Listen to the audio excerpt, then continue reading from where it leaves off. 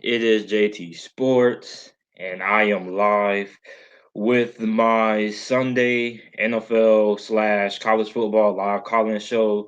You guys can call in. We can talk about everything that's going on around the NFL. We can talk about some college football games.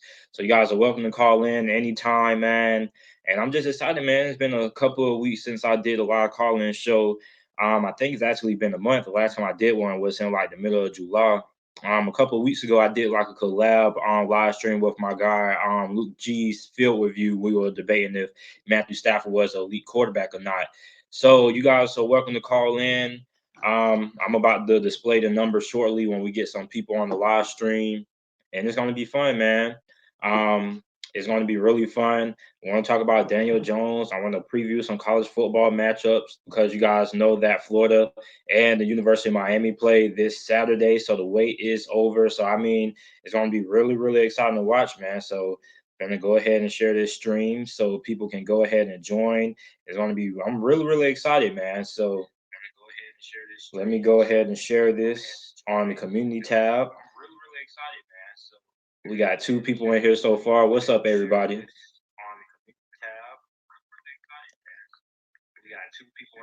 Okay, man. So I'm about to display the number. So here's the number for those you guys who want to call in. The number is 843-507-0052 for those you guys who want to call in. And so first thing I want to talk about, yesterday I made a video about Daniel Jones, Dwayne Haskins, and Kyler Murray and how I felt about the other quarterbacks. And here's the thing about Daniel Jones, right? So I had a couple of mixed reactions. Now, some people aren't really sold on Daniel Jones, really. I'm sold on Daniel Jones so far in the preseason. I know it's a preseason, you gotta take everything with a grain of salt. But I mean, look, a lot of New York Giants fans thought this dude was gonna be absolute trash. And I mean, he obviously hasn't been. He's been pretty solid. Now he hasn't really faced a lot of blitzes, a lot of exotic looks and things like that. So when the NFL regular season starts, of course he's going to face a little bit more of that. But I think Daniel Jones has the potential to be a pretty solid quarterback. I don't think he'll ever be an elite quarterback or a top 10 quarterback. But I mean, you don't have to be a top 10 quarterback or elite quarterback to win a Super Bowl. I mean, look at Eli Manning. Eli Manning has always been on the line of being average or below average quarterback nearly his whole entire career. Eli Manning has only had what like 2 or 3 seasons that you can look at and be like, oh, Eli Manning was one of the better quarterbacks in the NFL. So I mean, just look at him, man. So you don't have to be a great quarterback to win the Super Bowl. You just have to have a good team around you. You have to be able to do your job. So yeah, that's my opinion on Daniel Jones, man. So the number is up if you guys want to go ahead and call in.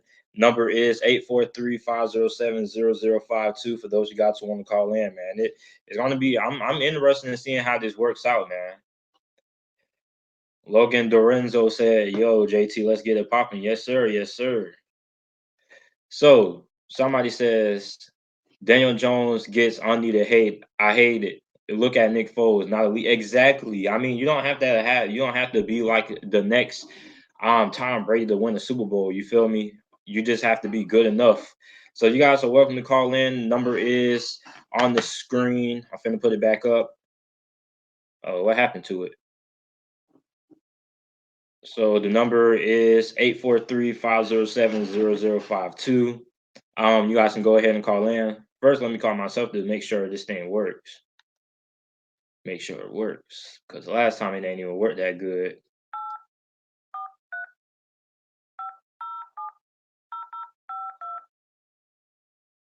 Make sure this don't work. So I mean, yeah, so you don't have to be the next Tom Brady to win. All right, it works. Okay, so all right, so the number works, so you guys can go ahead and call in. And yeah, so I mean, you don't have to be the somebody said Cowboys. What about the Cowboys, man? How you guys feel about Dak Prescott asking for one? He wants like $40 million. I think he's out of his freaking mind. I think he's really, really crazy for asking for that kind of money, man, because he hasn't even proven anything in the playoffs, really. I mean, what can he do about Ezekiel Elliott? I think he's crazy. He's out of his freaking mind.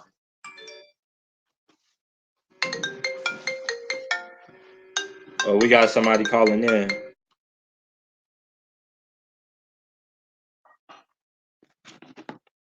Hello, you're on the line with JT Sports NFL. Who's on the line?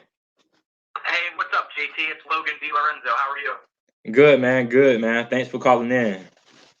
Absolutely, absolutely. Hey, so I'm a huge Steelers fan. I live in Pittsburgh. I've been a Steelers fan my whole life. So I just wanted to touch on two things. The first one was kind of what you thought of the Steelers backup quarterback battle that we have right now between Dobbs, Hodges, and Rudolph.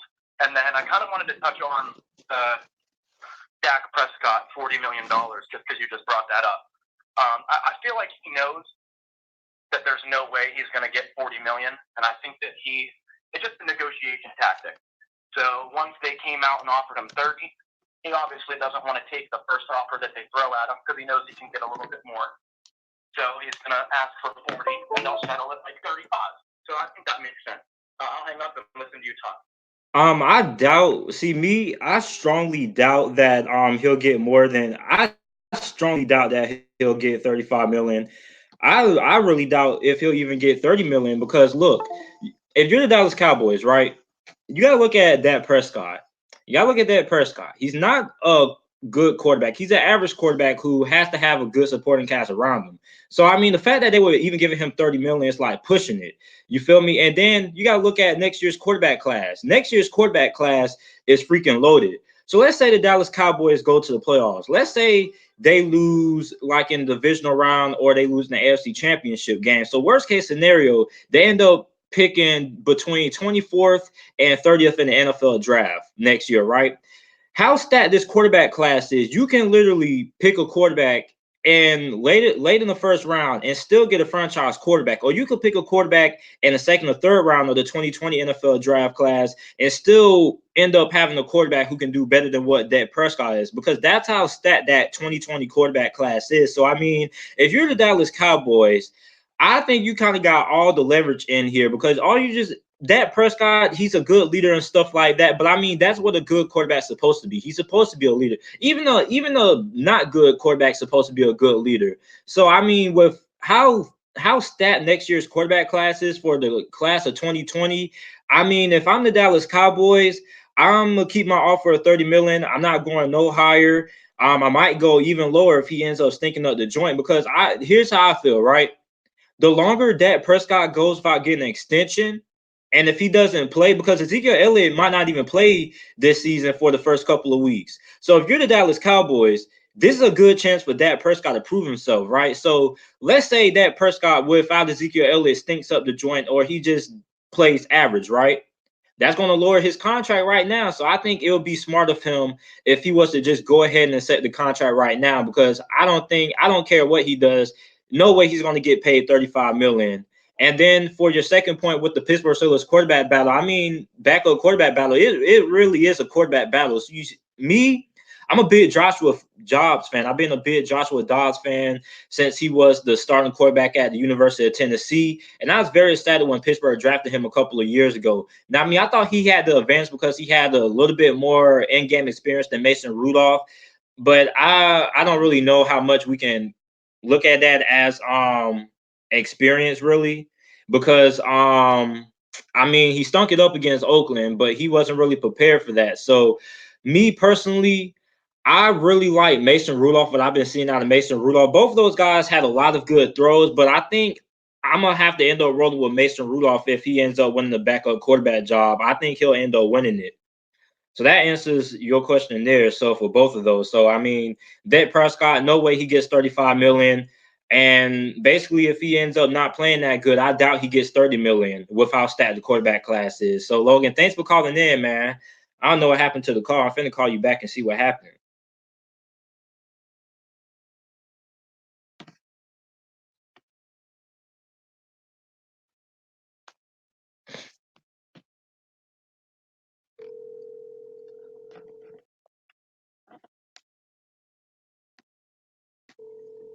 The gaming duck said Dak going to the Super Bowl first. Hello?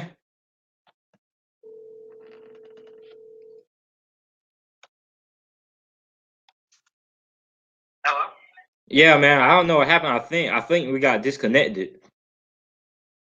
Oh, yeah, no problem, man. I was just going to hang up and just listen to, Oh, to you talk back.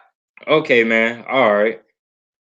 But yeah, while you have me, I mean, I'd be happy to stay on the line. Yeah, man. So like, I was just saying, like, I don't know, like, with Dak Prescott, like, I don't think he's definitely not worth 35 million, and he's barely worth 30 million. So I mean, Ezekiel Elliott, if he ends up sitting out this season for a couple of games, right? Let's say Dak Prescott doesn't play that good. He struggles like how he did a couple of seasons ago without Zeke. That's going to benefit the Dallas Cowboys. So, in my opinion, I think the longer that Dak Prescott waits to sign the deal, the more it benefits the Dallas Cowboys, especially with how loaded that 2020 quarterback class is. Yeah, I definitely agree with that. I think it's almost kind of like, the reason he's not signing, maybe he's just like kind of betting on himself. Kind of like with what Le'Veon Bell did with sitting out, and now Melvin Gordon and Zeke. They're kind of just betting on himself. I think that's a great point, especially if Zeke doesn't come back. And you're exactly right. Dak does kind of have a chance to prove himself. But what happens if he surprises everybody and balls out, and then he makes a case that he's worth more than 30 million. I think that Jimmy Garoppolo and those guys kind of reset the market so high that I think 30 million is probably good for him. Especially with the salary cap going to increase here in the next couple of years. So I think if Dallas could lock him up for 30 million, that would definitely benefit Dallas more than anything. And I think that's why he's not signing it, is because he knows that. He knows that Zeke isn't going to come back, and he's going to kind of get a chance to prove himself and maybe prove that he's worth more than 30 million. So who knows? Okay, so before I get to that, I want to respond to the Gaming Duck. He says, "Do you think the Texas Longhorns are a national championship team?" He also says Sam Ellinger is a lock for the draft. Do you think so? The first question with the Texas Longhorns is it all depends on how good the defense plays. So I think the best defense in the Big 12 might actually be either TCU or Texas. I really like Texas more defensively just because they got a lot more talent, but TCU is very good on the defense side of the ball. So Texas, I don't really know yet. I have to see what they do against LSU this year. That's going to be the game that decides if they're a championship contending team or not. Because normally, the Big 12 struggles against SEC opponents. Sam Ellinger is a lock for the draft. Do you think? No, I don't think Sam Ellinger is a lock for the NFL draft. I mean, you got to look. You got to look at what he's been. He's a guy who has improved, but I put him in that Felipe Franks category. I still need to see a little bit. I need to see a lot more out of Sam Ellinger this season before I put him in that before I put him for a lock for the NFL draft, because I don't even have him in my top 10. So yeah, so back to your point, man. So the thing is, with the way that the quarterback market is going, right? So Dak Prescott getting 30 million, I can understand that. But the Dallas Cowboys, what's up, Luke G? Do you think Rashad Penny will have a breakout year? It all depends on how good that offensive line will be. It was pretty solid last year. I think he will, because Seattle had a report that came out a couple of days ago that said they want to get their halfbacks more involved in the passing game. So that definitely can benefit Rashad Penny. Luke G, man, D Fells had a good game last night, man. But yeah, so back to you, Logan. So the thing is, if you're the Dallas Cowboys, you got to look at. I know the quarterback market is low, right?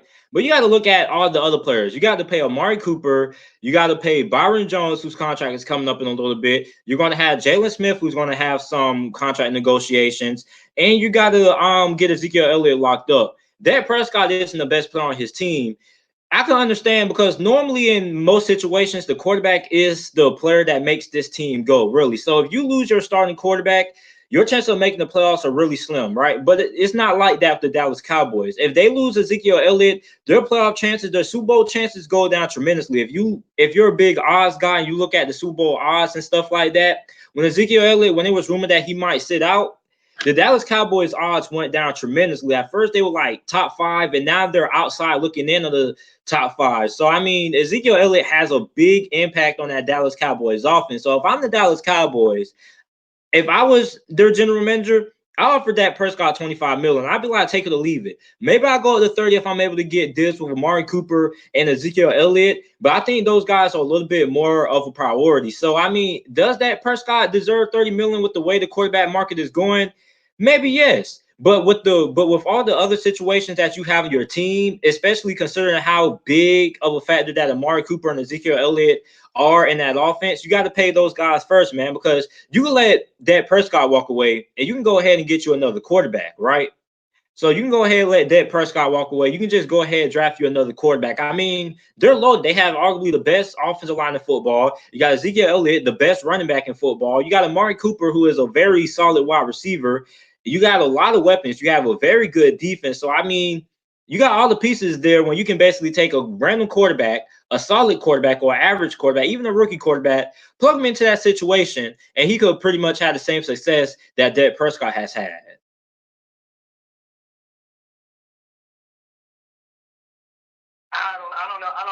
I don't know if I totally agree. Only because I mean, you know, Dak is not an elite quarterback. I agree with that. To me, he's not. He's not in the discussion for top 10. Probably not even top 15.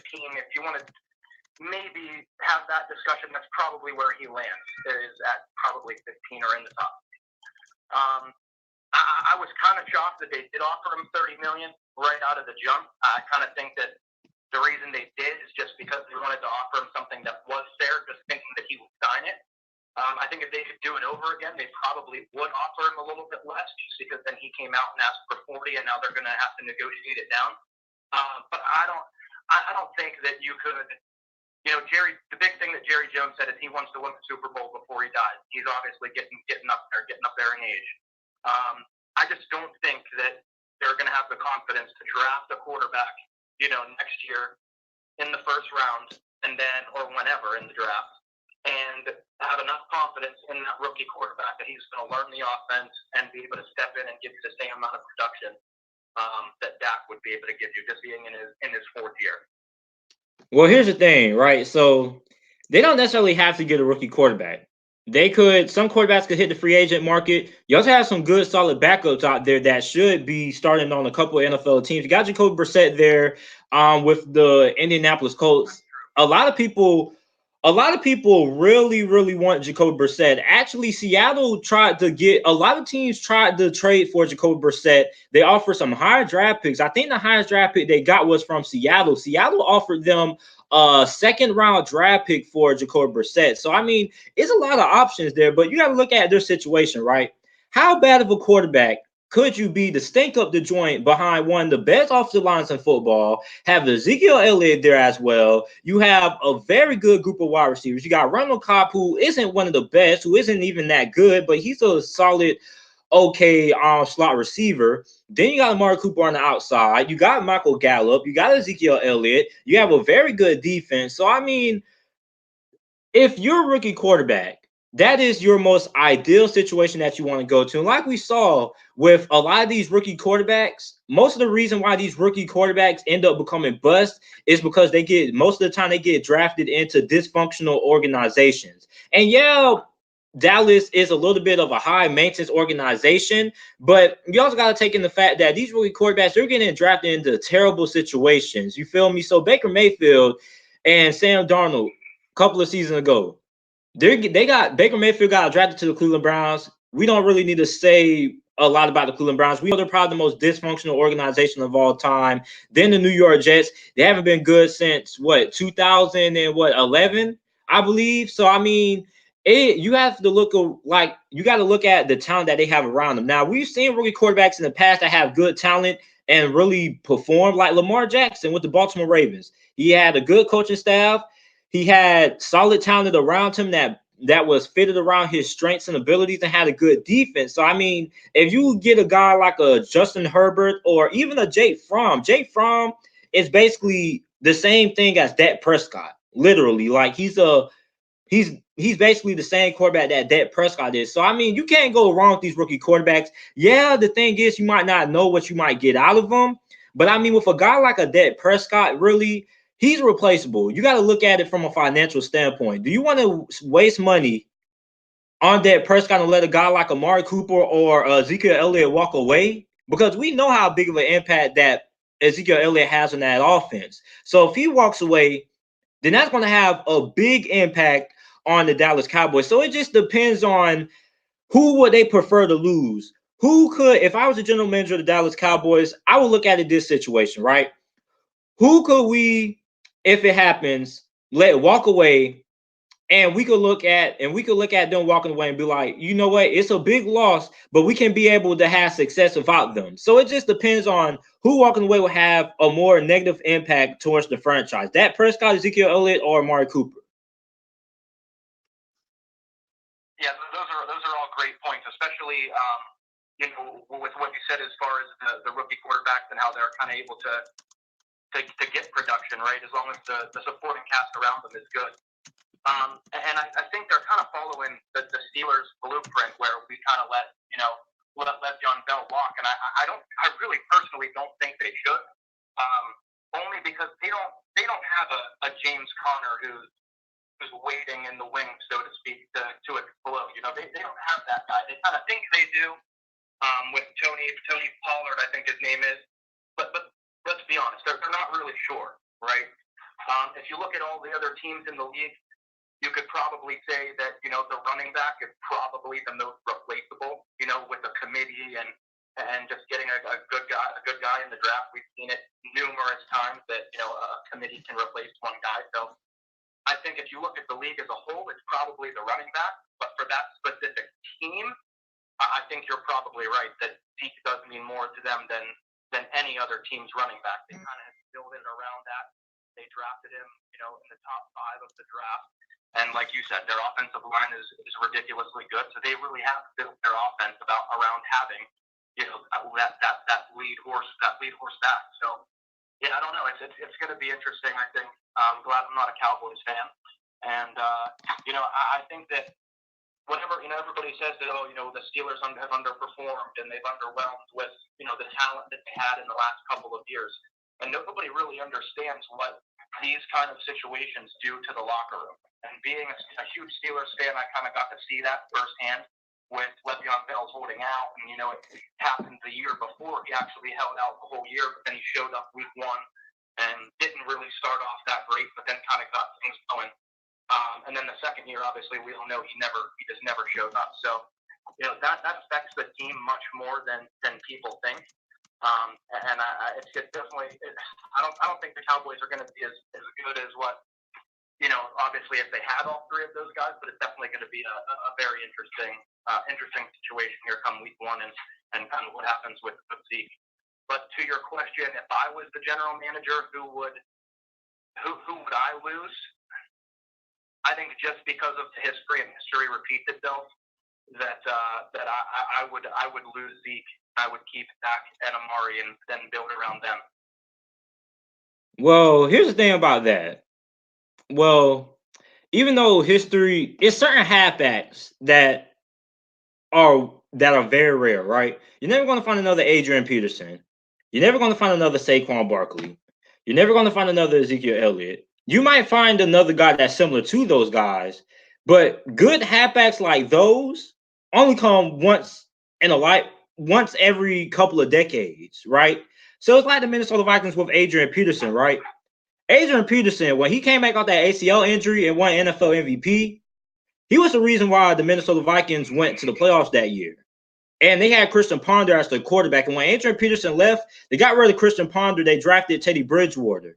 So that just the running back position. Yeah, people look at the running back position like, you can just throw those guys away and things like that. But when you spend a top 5 draft pick on a guy like Ezekiel Elliott and a Saquon Barkley, you're drafting those guys to basically be as good as your quarterback. Saquon Barkley means a lot to the New York Giants. New York Giants already suck. Imagine how worse would they be if they lost a guy like a Saquon Barkley. So I understand what people say about running backs being replaceable, but certain halfbacks you only get every once in a lifetime. I mean, halfbacks don't grow on trees. They have short lifespans. Some of them are either really, really good or just average that are just barely making the cuts. Like a good example would be Lamar Miller. He's an average halfback. The Houston Texans have been looking to replace him for a long time, but nobody has really been able to step up for real like that. So, I mean, it's really hard to find good halfbacks. I mean, they don't grow on trees. I mean, most teams go through a lot of halfbacks. Like, for example, my guy Luke G is in here. He's a Detroit Lions fan. He'll tell you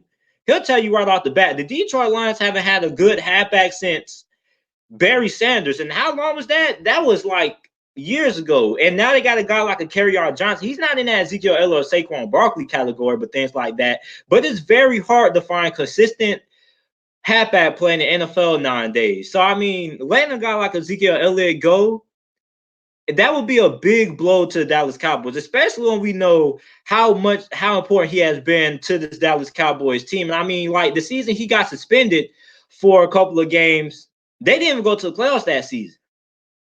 And we saw what Dak Prescott did. We saw what Dak Prescott was without Ezekiel Elliott. And when Ezekiel Elliott was gone, teams that didn't stack the box anymore, really, they were dropping back in coverage. They were just trying to stop Dak Prescott, really. And Dak Prescott isn't a polarizing quarterback that's going to make you pay for like dropping guys, multiple guys, and things like that. He's just an average quarterback. So, like, if you have a quarterback like a Dak Prescott, you have to invest in the long term. You have to be ready to replace him.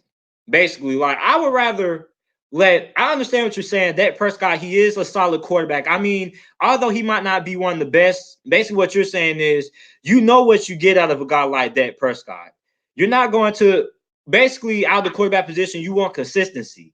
And Dak Prescott, you know what you're going to get out of Dak Prescott week in and week out. You're going to get a solid quarterback who's going to be able to make a couple of plays, but he's not going to be able to win you any big games or things like that. And I can understand that. It's very hard to find consistent quarterback play. Like you got guys like Jameis Winston. One day, Jameis Winston is my favorite quarterback in the NFL.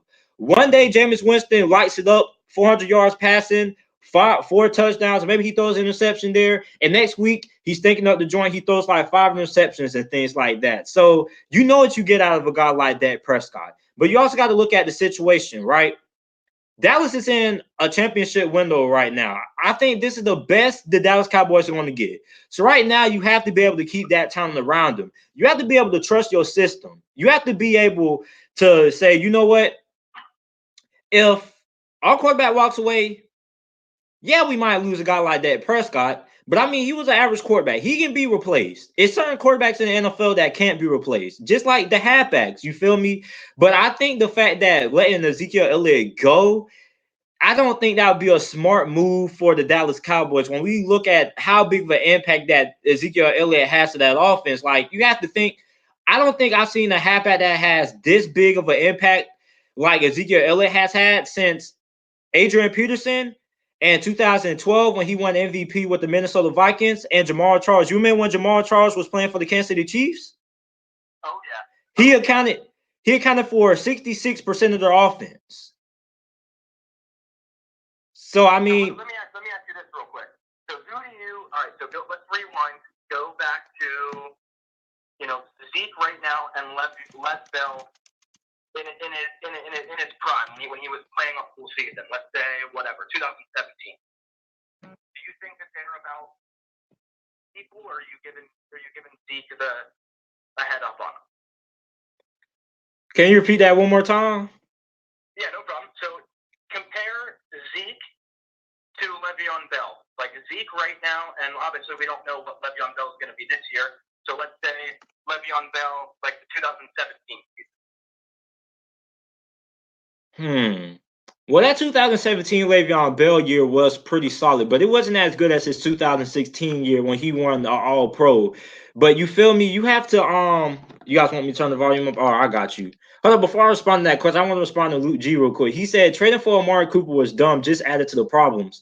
I gotta disagree with you on that, Luke G. When you go back and look at what the Dallas Cowboys record was and what they were doing on the offense side of the ball before they got Amari Cooper, what were they? I think they were okay. I think they were barely making it, but their offense wasn't really doing nothing in the passing game. And then they got Amari Cooper. That just really opened up the offense because before they got Amari Cooper, their best wide receiver was Michael Gallup. And Michael Gallup was a rookie wide receiver. And we already know how inconsistent rookie wide receivers are. So I think Amari Cooper was a very good acquisition. The question was just managing the whole contract thing because I think it was a good trade. It's just that nobody in their right mind expected Dak Prescott to be trying to ask for $30 million plus or $40 million.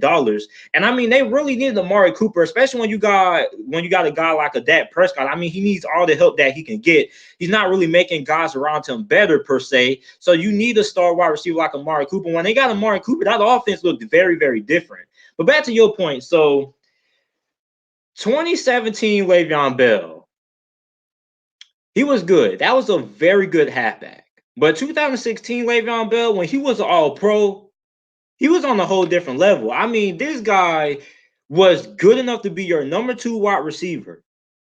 Maybe good enough to be a number 1 wide receiver on some of the worst wide receiving cores that season. But that 2016 Le'Veon Bell, I don't think we're ever going to see another one like that again. Now, how that compares to Ezekiel Elliott, I don't think Ezekiel Elliott will really reach that level just because of how their skill sets differ. Ezekiel Elliott, he's more of a he the difference between him and Le'Veon is Le'Veon Bell is more versatile, right? But Ezekiel Elliott, when this guy gets the ball, his yards after contact is crazy. When Ezekiel Elliott is going down, he's falling forward for an extra 3, maybe 4 yards. So his yards after contact is freaking off the charts. I can't remember another halfback that was so good after the initial contact than Marshawn Lynch. Yeah, I can't disagree. I'll be honest. I just wanted to touch too on the Amari Cooper thing. I kind of agree that it did add to the issues, but let's face it, if they didn't trade for Amari, they weren't competitive. And even though they have issues, it's not really an issue because they're not a competitive team, right? So I think they kind of needed Amari Cooper to make their issues relevant in the first place, right? Because we know that he definitely helped that offense head and shoulders from where they were before he got there. Excuse me, but as far as Le'Veon Bell, I agree that 2016 year and 17 was ridiculous. But if you look at the Cowboys, and the Steelers and where they're at, their current situations with the running back, it's kind of similar, but it's also different in a lot of ways, and I'll explain what I mean. So the offensive line, both offensive lines are really, really good, right? The Steelers have a great offensive line, and so do the Cowboys. The receivers, we had AB, so we had a number 1 receiver. Whenever Le'Veon Bell held out, we wouldn't give him all the money. We had AB, so we had a number 1 receiver. They have Amari, they have the number 1 receiver. I think the biggest difference really is where the Steelers took a gamble to get rid of Le'Veon Bell and to replace him with a guy like James Conner and kind of a committee is the difference between Ben Roethlisberger and Dak Prescott. Now, yes, you have consistent quarterback play, but with him not being an elite quarterback, I think that's where the Steelers were much more comfortable to kind of let Lev walk. So now as I'm talking this out, I mean, it's so hard, which way they're going to go. I'm glad that I'm not the general manager for the Cowboys, just because it really is tough. It's not. There's not a clear cut. Who would you if you had to get rid of one of the 3, who would it be? I don't think there's a clear cut answer. It's definitely a tough debate, tough discussion. So. Yeah, man. Well, man, Logan, thanks for calling in, man. I'm gonna open the lines up to some other people that want to call, but thanks for coming in, man. Absolutely, man. It's been a lot of fun. I'll definitely look out for the lives and call in more often. I appreciate you, and go Steelers. Yes, sir. All right, guys. So if anybody else wants to call in, the number is on the screen, 843-507-0052. And my response, thank you, Michael Chap. Thank you. And my prediction for the Denver Broncos, I don't really know. I think they can go 9-7, or maybe they go 10-6. It all depends on how Joe Flacco does. And with Luke G, I mean, I understand what you're saying, but they were really in desperation mode. That's why they had to make that trade for Amari Cooper. Their wide receiving core was not that good. And it's kind of like the same situation the New England Patriots were in when they traded for Josh Gordon. They were in a little bit of a desperation mode, right? And what did Dallas give up for Amari Cooper? A first round pick? I think it was worth it, because when you're the Dallas Cowboys, you desperately needed help right then at that position, right then and there. And yeah, the future contract thing was coming on then and there and things like that. You got to think about the future and things like that. But when you're trying to win now, when you're in the prime position to win now, you have to go ahead and make that trade. And that's what the Dallas Cowboys had to do, man, because they were jockeying for a playoff positioning right now. And I think they had to go ahead and make that trade. Think about this. If they had not traded the first round pick, they could have got a receiver with that pick. Yeah, but here's the thing: rookie wide receivers, they're really inconsistent though.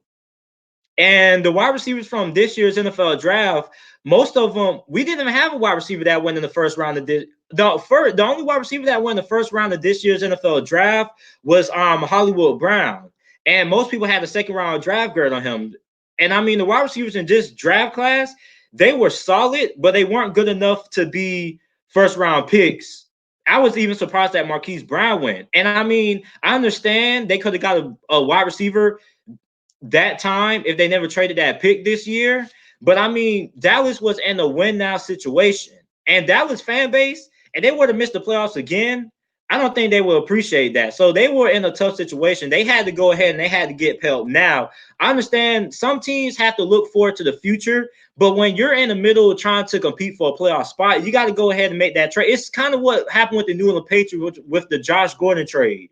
A lot of people said that was a really unnecessary gamble. But I mean, at the end of the day, Amari Cooper, when they made that trade, Amari Cooper showed up. Did Dallas have enough before the trade to make it to the Super Bowl? No, they didn't. The wide receiving core was their best wide receiver was Michael Gallup, and he was really, really inconsistent. They didn't have enough. They had Ezekiel Elliott in the running game, but they didn't have enough to really make them a good threat through the air. You feel me? Like they needed a wide receiver. They needed a true number one wide receiver. That's what Amari Cooper was. Dallas wide receiving core was so bad, Luke G. These guys were going through number. They was exchanging who was going to be their number one wide receiver week in and week out. They didn't really know. And yeah, like the wide receiving core was so bad. They didn't know who their ex receiver was going. It's like they were switching number one wide receivers every week. What's up, MMD TV? Thanks for calling in, man. Oh, no problem, no problem. You know I gotta support the stream, but you know I gotta talk to the people. I gotta let them know what's going on. What's up going on, man? Speak your mind. All right, guys, we gotta calm down overreacting to preseason games. People ready to call Daniel Jones a Hall of Famer after 2 preseason games. Yeah, man. Yeah. Hold on, I got to respond to Luke G, man. This man, he said, okay, so if they didn't have enough to make it to the Super Bowl, why trade for a wide receiver like that? If it was, Yeah, that's crazy. Look, it, shout out to Luke G because I was in the chat when y'all did y'all debate. That was a great debate. You can definitely tell Luke G knows what he's talking about. I would like to disagree. I think when they traded for Amari Cooper, it changed everything. They really looked like a totally different team. Now, did they win a Super Bowl? No, but I don't even know if they make the playoffs without trading for Amari Cooper. that's my exact point there too, because look, the Dallas Cowboys were struggling to score on the offensive side of the ball. I don't think if they wouldn't have gotten that Amari, if they never traded for Amari Cooper, yeah, I don't think they make it to the playoffs. So that's why it was a desperation move, and that's what a lot of people are calling it. When Jerry Jones made that trade, that's all the headlines was the Amari Cooper trade, a desperation trade. That's all the headlines were on ESPN, First Take, everywhere. That's all they were talking about. Was it a desperation? Luke G said he's going to call in after you, M&D TV. So I'm eager to hear this. We all knew that the Cowboys were in trouble because you gotta pay so many people. You gotta pay Dak, or you gotta pay Zeke, and you had to pay DeMarcus Lawrence. So of course you keep Lawrence. I like them doing that because he's the only defensive lineman that doesn't get in trouble for them. You gotta keep him. Now the second is, do you pay Dak or do you pay Zeke? Or how do you pay Amari? I don't know, but my thing is they should have just. I feel like this was always going to be a situation that was going to come up because Dak was on that rookie contract, and I don't think they thought Zeke would try to hold down. I mean, Zeke still has a year left. It's not like this is his contract year. Zeke just wants his money because y'all talking about giving Dak $30 million, $40 million.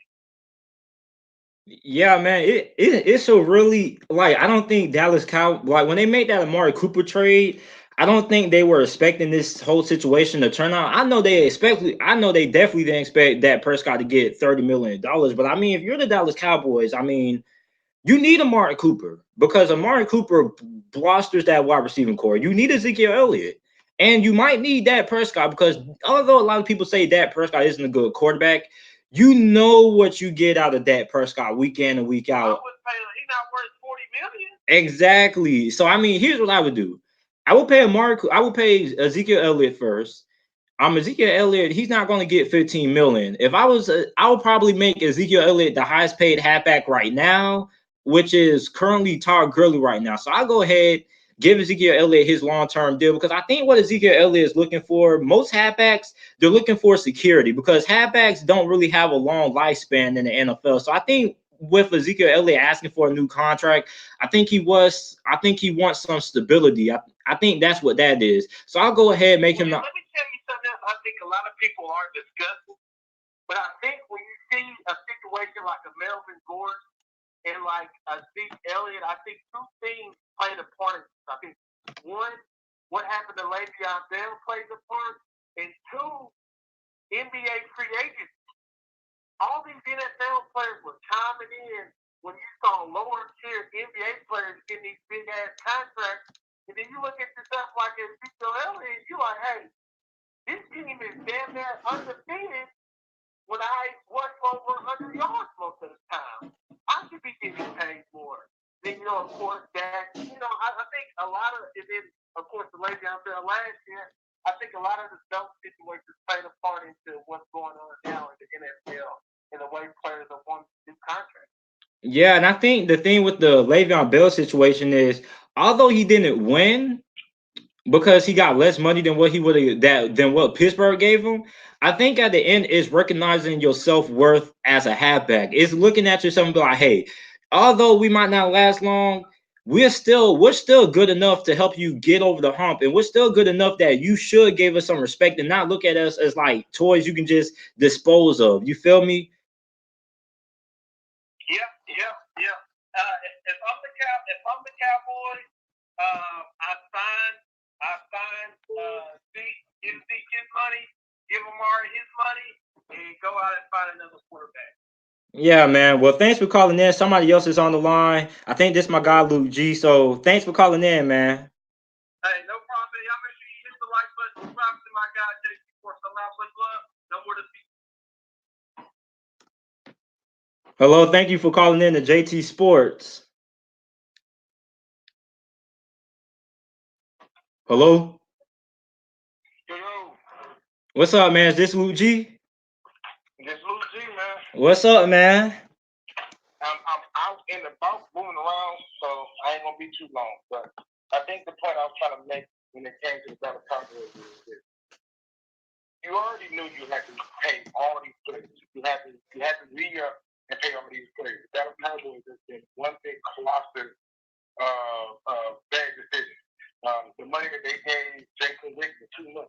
So when I go back and I look at this trade for Amari Cooper, everybody's offering up, low tier draft picks. Maybe it was a second round pick. Maybe it was a third round pick. But then the highest one that came from Eagles was a second round pick. So now my question becomes, okay, the highest pick that they gave up was a second. That was just a point for first. But they do that knowing that they still going to have to give $100 million contract of some sort to Dak Prescott. They know that they're going to have to come out of week 17 to head to $18 million for Elliott, which you can earn that. Now you got to start asking yourself a question. Who did you pay after that? Still got Byron Jones, still got David Smith. You can't lose those guys. And then on top of that, the receivers, the thing that turned out to be the biggest part of it was they were already out of the playoff contention before the Washington Redskins started dying off like flies with injury upon injury. If you go to and you look at the Philadelphia Eagles, they were in control until they thought to have some injuries coming to play. So they essentially backdoor their way in. Why go out, give out a first round pick when you wasn't going to do nothing in the playoffs? In no way. You wasn't going to do anything. You was already out of it on the outside looking in. And as you got in, you weren't doing nothing. So I get that he changed their dynamic, but they could have got a receiver which would have given them a guaranteed low rate contract with that pick. And receivers have a faster impact than the other position that they took with the second round pick. Well, here's the thing. So with the Amari Cooper trade, here's what if I was a general manager of the Dallas Cowboys, here's how I was looking at it. So let's go back to before the Amari Cooper trade happens. If I'm the Dallas Cowboys general manager, if I'm Jerry Jones, the first thing I'm doing, I'm looking at the 2019 wide receiver class. And it wasn't really that good of a class when you think about it. Hollywood Brown, he got drafted first, but I thought that AJ Brown was the best wide receiver when it just came to route running and things like that. I think Hollywood Brown is just a good deep threat. But this wide receiving class wasn't really that good. Like we saw a lot of guys, only one wide receiver got drafted in the first round of the wide receiver classes the last couple of seasons haven't even who? Two got drafted. Hollywood Brown and I believe N'Keal Harry by Oh yeah. Last pick. But when we look at that, it's only been a couple of it hasn't really been that many wide receivers that got drafted in the first round the last couple of years. I think it's probably only been about 4 wide receivers the last couple. Maybe I think this year was N'Keal Harry, Hollywood Brown. I think the previous year it was DJ Moore and I think it might have been Calvin Ridley if I'm not mistaken. So if you're the Dallas Cowboys, we know rookie wide receivers are really inconsistent. What they needed at the time, like you said, the Washington Redskins and the Philadelphia Eagles were already in playoff contention. So the Dallas Cowboys, they were in desperation mode. The Dallas Cowboys, if you're a franchise like the Dallas Cowboys, you're not looking at next season. That fan base for Dallas, they expect to win, despite how delusional they are. That fan base expects to be in the playoffs every season, and they already missed the playoffs the previous season, so they missed the playoffs 2 years in a row. That's going to be very big. And also for a guy like Jason Garrett is a coach who's always been carried by the talent that he's had around him. He's not really that good of a coach, so they really had to make that trade. And if you go ahead and wait for next year's NFL draft, we don't really know how good that wide receiver would have been. You feel me? We don't know if let's say they end up drafting Hollywood Brown. We've never seen Hollywood Brown play in the NFL game at all. At least with Amari Cooper, the Dallas Cowboys knew they were going to get at least a solid number 1 wide receiver. Now, Amari Cooper with the Oakland Raiders, he was really up and down. He always, for the last couple of seasons, he always had 1 or 2 games when he'll go for 200 yards receiving and then he'll dip. But with this Dallas Cowboys team, they needed a wide receiver who they could trust on, and they went ahead and they made that trade. Now, a lot of people called it a desperation move, and like what you said, when you said Washington and Philadelphia, they were basically controlling the division. The Dallas Cowboys had to make a desperation move, and that move involved getting Amari Cooper. And when you're in that kind of a situation, trying to make the playoffs, you have to, long term is in your mind, but you have to look at the now. And with the Dallas Cowboys, I think it kind of paid off. Now the thing is, now you look at all these contracts, you got to find a way to manage them. So one of these guys might end up walking. Byron Jones, you're going to have to pay him. He's one of the best cornerbacks and one of the best young cornerbacks in the NFL. At this point, you could argue and say that he's a top 10 cornerback. You definitely have to pay Jalen Smith, because without Jalen Smith, that linebacker core isn't really that good. Although you do have Sean Lee, but Sean Lee can't stay healthy really, which is the reason why they went ahead and got Leighton Vander Esch. Then on the offensive side of the ball, you definitely have to pay Zeke. Ezekiel Elliott has 1 more year left. So if I was the Dallas Cowboys and I was their general manager, I tell Zeke, look, we're going to take care of you. You just need to give us some time. So we find a way to negotiate something out with Ezekiel Elliott. Maybe you give him a short-term deal for maybe 2 years, and then you say after that, we're going to go ahead and take care of you and make sure you stick by your word. And then once you get him taken care of, you got to find a way to get Amari Cooper taken care of, and then you find a way to make something work with Dak Prescott with the money that you have left over. But I think that's the point I'm making, JT. The point I'm making is you already had a host of players that you had to resign. I'm just naming the ones that jump off of my head. You already got a host of people you got to resign. And you know one of them is going to be a quarterback who's playing for Penny. He already said he ain't giving you no discount. You come out in the article yesterday and you say Ezekiel Elliott, who at the Tony Pollard have a good game in preseason. So now you know Zeke ain't giving you no discount. Amari Cooper said he ain't giving you no discount. All your money gonna be wrapped up in 3 players, and then you gotta have to figure out what's gonna suffer. Everything that you put out there about the head coach, all that's true. But to come out and give up a first round pick for that receiver when it's the history has strong that it's easier for you to find a receiver. Hakeem Butler came out this year. He got picked up in the later rounds by the Arizona Cardinals. Andy Isabella. There's different receivers that they could have picked up, and they could have saved their money. Now they're going to be playing behind the 8 ball because all their money is going to be wrapped up in 3 players on offense. And those 3 players are not going to win you a championship. It's just not going to happen. Once they give that out that $100 million deal, they're going to get 17 to 18 million to Zeke. If I'm Zeke, I'm not going to play. I'm not. I've led the league in rushing 2 out of the 3 years I played, and in one of the years I could have led the league, but I was suspended for the first 6 games. So I just look at it and I say, you wasted a first round pick on a guy who even and Obed was up and down. He could have came to Dallas and been up and down, granted. But his success came from what you said earlier in the show, when you said with Ezekiel Elliott in, you got to stack that box.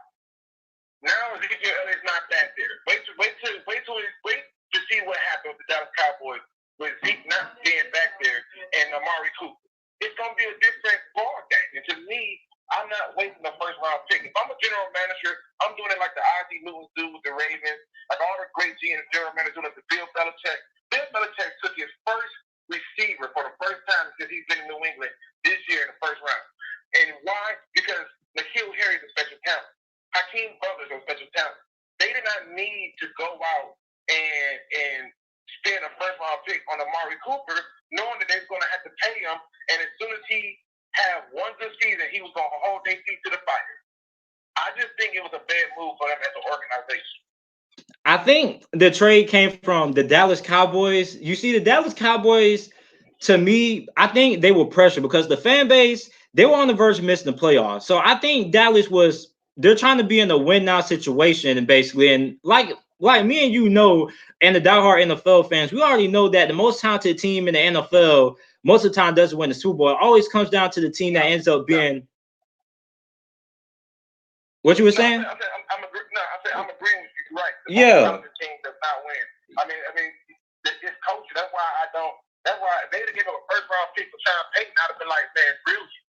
Give him a first round pick for the head coach. Yeah, brilliant. Yeah, and even Garrett's still there. It don't matter. Or you can have all the talent in the world. You can have an all-star team. You're not winning with that. So why waste the first round pick there?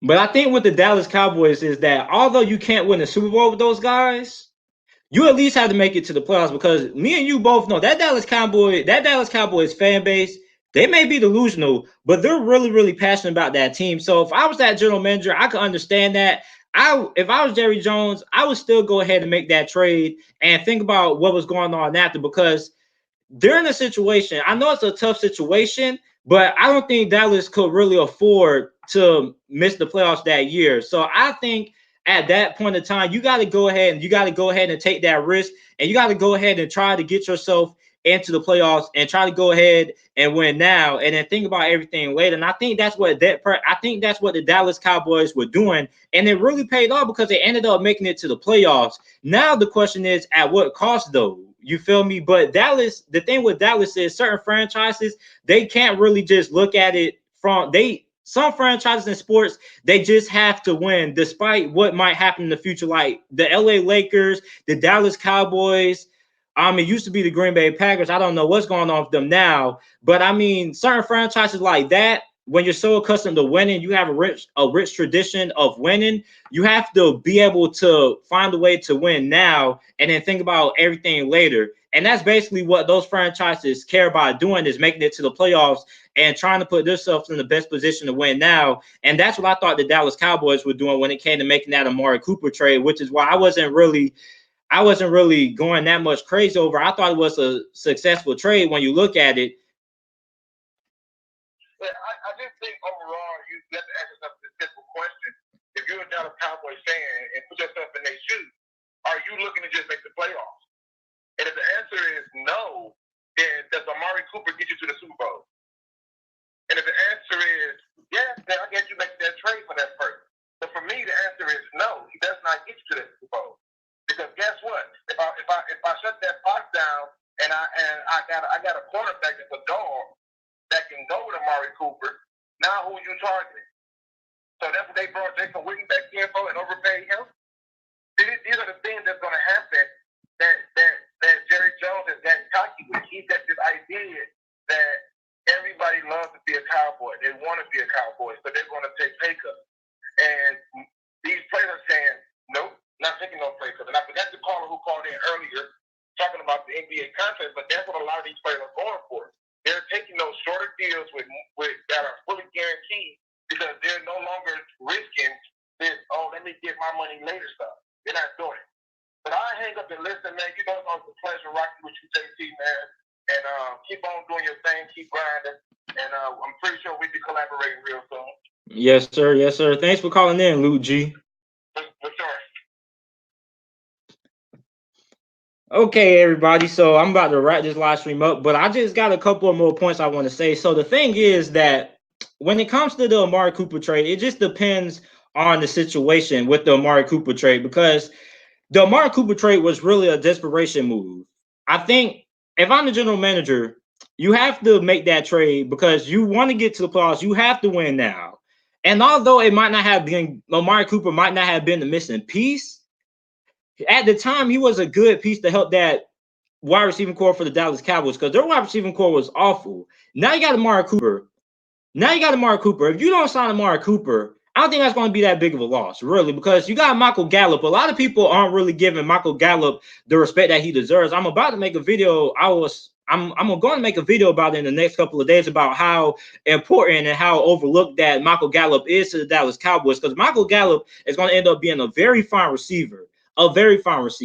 So I think Dallas, for the most part, if I was Dallas and I had to choose somebody to let walk, I let Amari Cooper walk. I would feel confident letting Amari Cooper walk just because I know what I have in a guy like Michael Gallup. I think Michael Gallup is going to end up being really solid. And also, this year's receiving class is going to be just as stacked as the quarterback class. So, I mean, if I had to choose who I would let walk, I let Amari Cooper walk. Maybe I would let Dak Prescott walk, considering to some people. I would let Dak Prescott walk, kill Amari Cooper and Ezekiel Elliott. But that's just me, because you're going to end up paying more money for Dak Prescott than you are for Ezekiel Elliott and Amari Cooper. And I know Dak Prescott's consistent and things like that, but listen, you can find you some other solid quarterbacks out there. I mean, you're the Dallas freaking Cowboys. You have the best offensive line in football. You have a solid receiving core. You have the best running back in football. You have a good defense. You have one of the best defensive lines in football. So, I mean, what much can a rookie quarterback need to succeed in that situation, man? So, I mean, if you let Amari Cooper walk, I know you gave up a first-round pick for him, but I mean, if I was a general manager and I really, really needed to let somebody walk, me personally, I would choose Dak Prescott, but I think a lot of people will probably end up saying Amari Cooper. And Luke G just said you can't let Coop walk. You gave up a first. But the thing is, it depends on what the Dallas Cowboys were looking to do with Amari Cooper. Did they just pick up Amari Cooper to help them get to the playoffs just for a temporary solution until they're able to find some more players in the draft in the next couple of drafts to step up and develop those guys? So, I mean, we've seen it in sports a lot of times when people just get these guys for a few year rentals. The New England Patriots did it. The New England Patriots traded for Brandon Cooks a couple of seasons ago. I don't think it was a first round pick. I think it was a second round pick, but that was a very good pick. The second round pickup for Brandon Cooks. They end up letting him walk in free agency. So it just depends on what the Dallas Cowboys looking to do. But me, if I was general manager, I would let Dak Prescott walk. I don't think Dak Prescott is worth $30 million. He especially isn't worth no doggone $40 million or $35 million. So, I mean, I would let Dak walk. You can go ahead. It's a lot of good quarterbacks you can trade for. You got Jacoby Brissett for the Indianapolis Colts. A lot of teams have really been wanting him for a long time, but Indianapolis has kept them because Andrew Luck is kind of injury riddled. You can go ahead and find you another solid quarterback, especially in this year's draft. Yeah, they might be rookies, but look, most rookie quarterbacks aren't playing for the Dallas Cowboys in a certain situation like this. You don't really see rookie quarterbacks that have a lot of time around them, really. You just see a lot of rookie quarterbacks getting drafted into terrible situations, man. But everybody, thank you guys for coming on, man. Thank you guys for coming on for this live stream, man. I'm gonna try to do a live call-in show next Sunday, I believe. I think that's what That's gonna be like week 4. That's gonna be like the last week of the preseason. So everybody, thanks for coming in, man. I'm gonna be uploading a couple of clips of these. I'm definitely gonna be uploading the clips I have with Logan and Luke G and the next couple of days, the discussion. So everybody, thanks for coming on. Thanks for watching, and I'll see you guys next time.